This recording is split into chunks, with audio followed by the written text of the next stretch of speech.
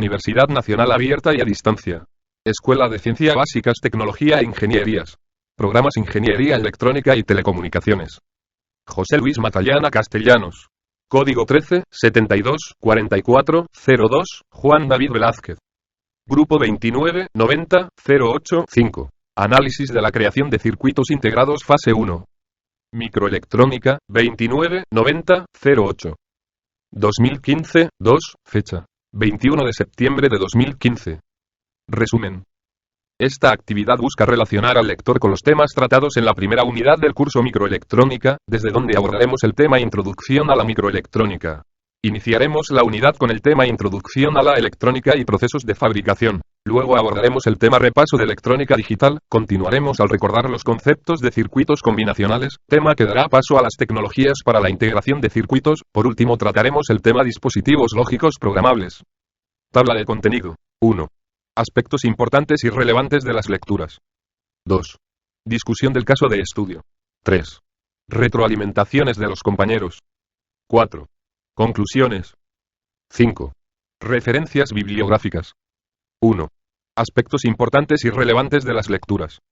Conclusiones. Lectura e introducción a la electrónica y procesos de fabricación. Roballo inicia su introducción a la electrónica y procesos de fabricación realizando una reseña histórica en la que se remonta a los griegos al referirse a las primeras observaciones de fenómenos eléctricos. Continúa luego hablando de la plataforma teórica que brindaron algunos científicos de renombre durante el siglo XIX y XX. Continúa mencionando los desarrollos propios de los componentes electrónicos y su posterior mejora con la aparición de los semiconductores, lo que posibilitaría la implementación de circuitos integrados. Roballo menciona las diferentes familias de integrados, culminando su exposición con desarrollo de los microprocesadores. Luego nos habla de lo que él denomina tendencias futuras, donde nos habla de la tendencia por diseñar circuitos electrónicos cada vez más pequeños, smaller, más rápidos, faster, y más económicos, cheaper. Roballo hace en este punto una interesante afirmación al decir: con las cifras que hemos manejado, en unos pocos años la industria de las computadoras deberá frenarse en su ritmo de crecimiento y, por lo tanto, cambiar mucho el estilo smaller, faster, cheaper. Roballo, F. 2009. Por último, el autor nos habla del proceso de fabricación de integrados de las familias MOS, BJT y FET. Conclusiones. Lectura. Repaso de electrónica digital y circuitos combinacionales. Roballo inicia su escrito haciendo una breve introducción en la que nos habla del desarrollo histórico de los circuitos integrados y sus familias.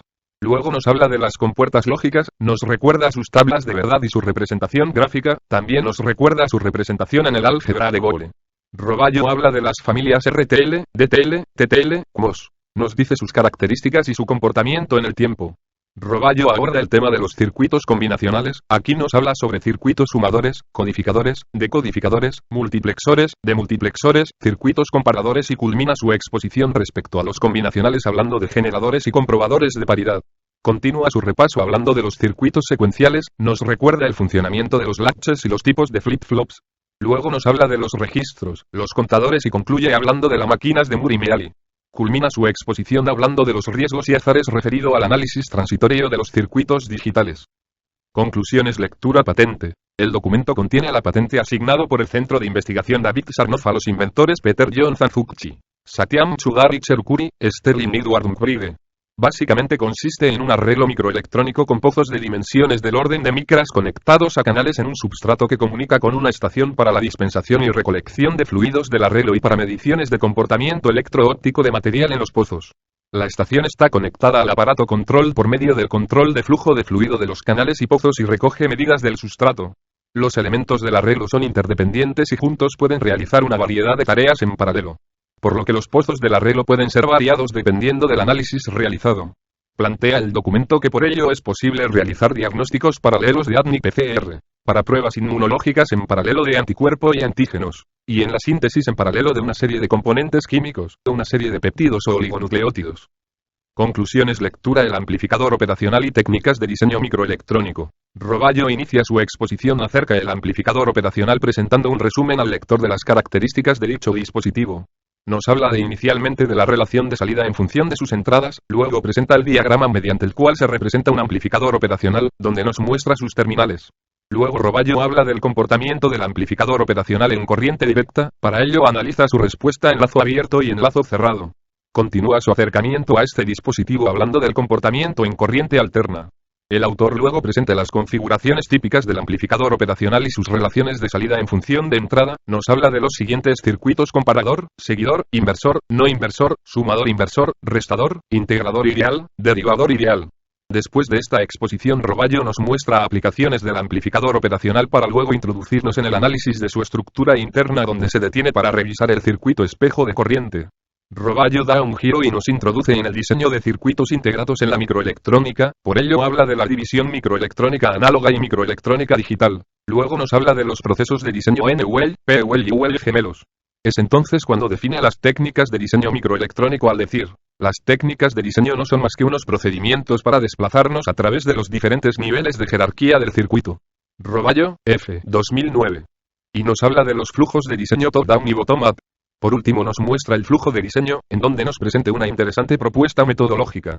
Concluye hablando de circuitos full custom o completamente a medida y circuitos semi-custom o semi-medida. 2. Discusión del caso de estudio. Les invitamos a ver la presentación del circuito propuesto, implementado en compuertas NOR. Este video está disponible en el link visualizado en la presentación. 3. Retroalimentaciones de los compañeros. Conclusiones: lectura e introducción a la electrónica y procesos de fabricación. Referente a esta lectura, cabe resaltar también varios aspectos y hechos, como es la revolución tecnológica cuando surge la invención de dispositivos basados en semiconductores como lo fue el transistor, además el perfeccionamiento de las técnicas de crecimiento de los cristales. La creación del primer circuito integrado que se fabricó en base de germanio. La importancia de las primeras empresas desarrolladoras como los fueron Fairchild y Texas Instruments, los procesos de implantación iónica y litográfica con la creación de los circuitos MOS y CMOS para el desarrollo de computadores se debe gran parte a los avances en la teoría de conmutación. El mayor avance se dio en 1971 con la introducción al microprocesador. Conclusiones: lectura, repaso de electrónica digital y circuitos combinacionales. Es muy importante esta lectura porque nos da a conocer cómo fue la revolución de la miniaturización de la electrónica a través del tiempo, con la integración de subcircuitos basados en sustratos de silicio y bloques combinacionales, lo cual consolida la lógica integrada. Como expresa la lectura, esta lógica combinacional se basa en el álgebra booleana, cuyas primeras familias se basaron con la construcción de dispositivos basados en transistores y resistencia, RTL, y cuyo mayor problema se basó en su alto consumo y baja velocidad, para lo cual fue mejorado con la inclusión de diodos.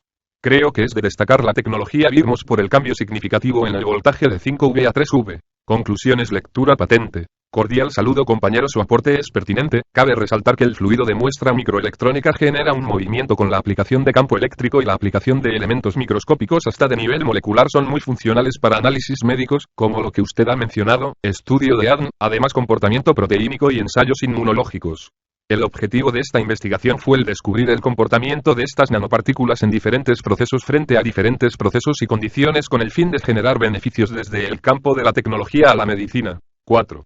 Conclusiones. Esta actividad nos permitió relacionarnos con los temas tratados en la primera unidad del curso Microelectrónica. Nos relacionamos con los contenidos del tema Introducción a la electrónica y procesos de fabricación. Recordamos conceptos fundamentales gracias al repaso de electrónica digital. También repasamos los conceptos de circuitos combinacionales. Por último, nos relacionamos con el tema dispositivos lógicos programables. Bibliografía.